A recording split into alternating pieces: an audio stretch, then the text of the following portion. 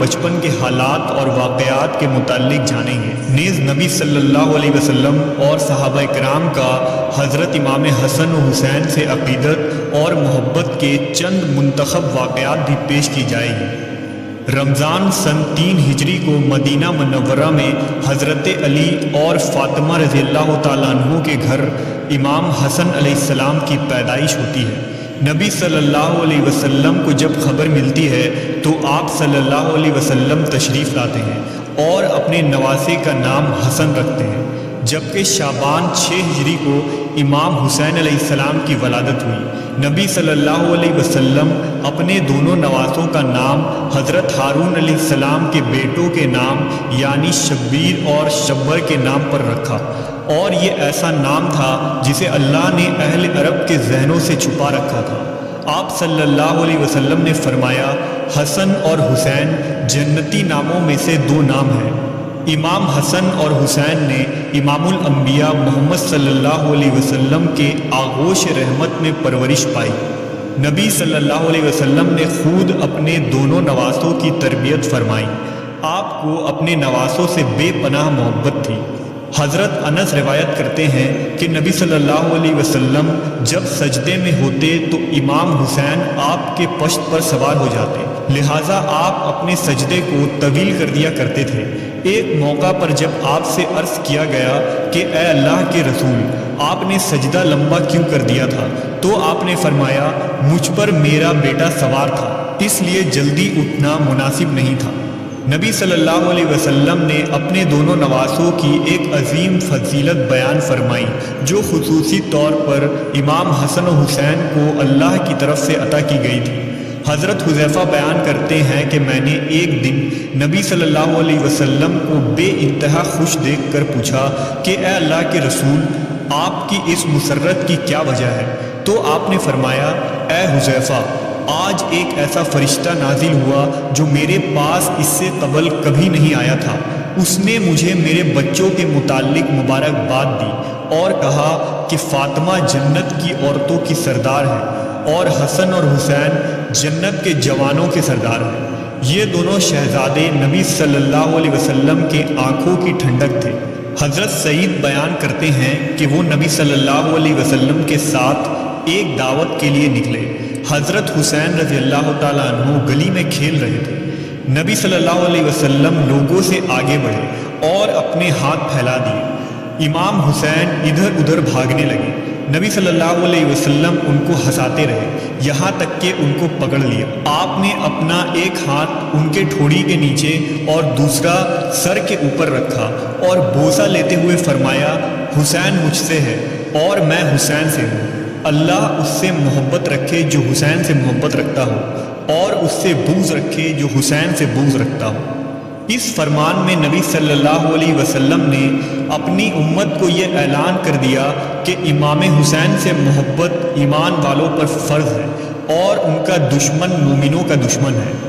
ایک موقع پر آپ نے فرمایا، بے شک اللہ نے ہر نبی کی اولاد ان کی پشت سے پیدا کیا، اور بے شک اللہ نے میری اولاد علی کی پشت سے پیدا فرمایا۔ ایک دن رسول اللہ صلی اللہ علیہ وسلم حضرت حسن رضی اللہ تعالیٰ عنہ کو ساتھ لے کر مسجد کی طرف نکلے، اور حسن علیہ السلام اس وقت چھوٹے سے بچے تھے۔ رسول اللہ مسجد میں ممبر پر چڑھے اور لوگوں کو بتایا کہ ان کا یہ بیٹا سردار ہے جو روئے زمین پر پائے جانے والے سب سے معزز گھرانے سے تعلق رکھتا ہے، اور بے شک اللہ اس کے ذریعہ مسلمانوں کی 2 بڑی جماعتوں میں صلح کروائے گا۔ امام حسن کی برکت سے اللہ ان 2 جماعتوں کو آپس میں ملا دے گا اور جنگ اور لڑائی کا خاتمہ ہوگا۔ امام حسن اور حسین علیہ السلام کی ہستی کو اللہ نے آخرت اور دنیا میں بلند کر دیا۔ ان 2 شہزادوں کا بچپن نہایت ہی فقر اور تنگ دستی میں گزری، باوجود اس کے آل محمد ہمیشہ ثابت قدم رہے اور اللہ کی طرف سے انہیں ہمیشہ غیبی مدد آتی رہی۔ لہٰذا روایتوں میں آتا ہے کہ ایک دفعہ جب عید کا چاند نکلا تو دونوں شہزادے حضرت فاطمہ رضی اللہ تعالیٰ عنہ کے پاس آئے اور کہنے لگے، امی جان، کل عید ہے، کل مدینہ کے بچے نئے نئے کپڑے پہنیں گے، کیا ہم نئے کپڑے نہیں پہنیں گے؟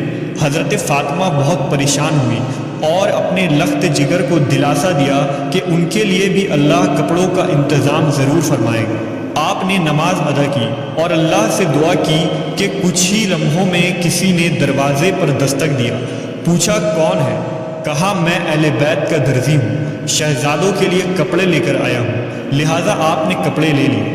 جب نبی صلی اللہ علیہ وسلم نے صبح حسن و حسین کو نئے کپڑے پہنے دیکھا تو فرمایا اے فاطمہ، کیا تم جانتی ہو یہ کپڑے کہاں سے آئے ہیں؟ عرض کیا ابا جان آپ ہی بتا دیں۔ آپ نے فرمایا یہ کپڑے جنت سے آئے ہیں، اور وہ شخص جو کپڑے لے کر آیا تھا جبرائیل امین تھے۔ صحابہ کرام اور خلفائے راشدین بھی حسنین علیہ السلام سے بے پناہ محبت و عقیدت رکھتے تھے اور ان کی عزت و توقیر فرماتے۔ لہٰذا ایک روایت کے مطابق جب حضرت عمر ابن خطاب رضی اللہ تعالیٰ عنہ خلیفۃ المسلمین تھے تو آپ ایک دن منبر رسول پر خطبہ دے رہے تھے۔ حضرت امام حسین علیہ السلام آپ کے پاس آئے اور ان سے کہا کہ آپ میرے نانا کے ممبر سے نیچے اتر جائیں اور اپنے والد کے ممبر پر تشریف لے جائیں۔ حضرت عمر نے کہا میرے والد کا تو کوئی ممبر نہیں۔ یہ کہہ کر حضرت عمر نے حضرت امام حسین کو اپنے پاس بٹھا لیا، پھر وہ ممبر سے اتر کر حضرت حسین کو اپنے گھر لے گئے اور فرمایا اے میرے بیٹے، آپ کو یہ کس نے سکھایا تھا؟ نے کہا کسی نے نہیں۔ حضرت عمر نے فرمایا اگر آپ ہمارے پاس آیا جایا کریں تو بہت اچھا ہوگا۔ چنانچہ حضرت امام حسین ایک دن ان کے گھر گئے تو حضرت عمر حضرت معاویہ سے تنہائی میں گفتگو کر رہے تھے۔ حضرت امام حسین نے دیکھا کہ حضرت ابن عمر دروازے پر کھڑے ہیں۔ حضرت ابن عمر نے امام حسین کو اندر جانے کی اجازت نہیں دی، اس لیے وہ واپس چلے گئے۔ بعد میں جب حضرت عمر سے ان کی ملاقات ہوئی تو آپ نے فرمایا اے میرے بیٹے حسین، آپ ہمارے پاس آتے کیوں نہیں؟ لہذا حضرت حسین نے فرمایا میں ایک دن آیا تھا اور آپ مصروف تھے، مگر آپ کے صاحبزادے ابن عمر نے مجھے اجازت نہیں دی تو میں واپس چلا گیا۔ اس پر حضرت عمر نے فرمایا نہیں، آپ تو عبداللہ ابن عمر سے زیادہ اجازت کے حقدار ہیں، کیونکہ ہمارے سروں پر جو یہ تاج شرافت ہے یہ سب کچھ اللہ تعالیٰ نے آپ کے گھرانہ کی برکت سے ہی دیا ہے۔ اور پھر حضرت امام حسین کے سر پر حضرت عمر نے شفقت سے ہاتھ رکھا۔ اسی طرح مورخین نے لکھا کہ حضرت عمر رضی اللہ تعالیٰ عنہ نے حضرت امام حسین کا وظیفہ اپنے بیٹوں سے بھی بڑھا چڑھا کر رکھا تھا۔ اس پر حضرت عبداللہ ابن عمر نے اپنے والد حضرت عمر سے ایک موقع پر شکوہ کیا کہ آپ مجھے حسین سے کم وظیفہ دیتے ہیں، حالانکہ ہم دونوں کو برابر وظیفہ ملنا چاہیے۔ روایت میں آتا ہے کہ حضرت عمر نے ان پر ناراضگی کا اظہار کیا اور فرمایا کہ تم حسین کے ساتھ برابری کی بات کیسے کر رہے ہو؟ تم عمر کے بیٹے ہو اور وہ رسول اللہ کے نواسے ہیں۔ اگر آج تمہارا باپ امیر المومنین ہے تو حسین کے نانا کی برکت سے ہے، اس لیے اس سوچ کو ذہن سے نکال دو۔ اسی طرح ایک روایت کے مطابق حضرت عمر کے پاس مدینہ میں شاہ ایران کے خزانے بطور مال غنیمت کے پیش کیے گئے۔ حضرت عمر نے اس کے متعلق صحابہ سے مشورہ کیا کہ اس کو کس طرح تقسیم کیا جائے، یعنی کس پیمانے سے ماپ کر یا ہاتھوں کی ہتھیلیوں سے اندازہ کر کے تقسیم کیا جائے۔ حضرت علی نے فرمایا ہاتھوں کی ہتھیلیوں سے دینا زیادہ بہتر ہے، لہٰذا حضرت عمر نے سب سے پہلے حضرت حسن کو اس طرح دیا اور اس کے بعد حضرت حسین کو بلا کر اسی طرح سے عنایت فرمایا، اور اس کے بعد لوگوں کو بلا بلا کر دینا شروع کیا۔ اسی طرح امام زہری نے بیان فرمایا کہ حضرت عمر نے صحابہ کی اولادوں کو مال غنیمت سے لباس دیے، ان میں حضرت امام حسن اور حسین کے شایان شان کوئی لباس نہیں تھا، لہذا حضرت عمر یمن کے علاقے کی طرف لوگوں کو روانہ فرمایا اور والی یمن کو حکم بھیجا کہ دونوں شہزادوں یعنی حضرت حسن و حسین کے لیے خصوصی قیمتی اور خوبصورت لباس تیار کر کے بھیجا جائے۔